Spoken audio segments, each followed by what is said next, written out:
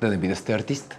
Не, психолог. Ако не искаш да показваш картините си, тогава си намери работа. Не ме обиждай, аз съм художник. Знам как да излекувам страха ти.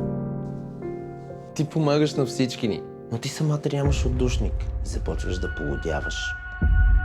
Тук нещо не е наред. Какво е това?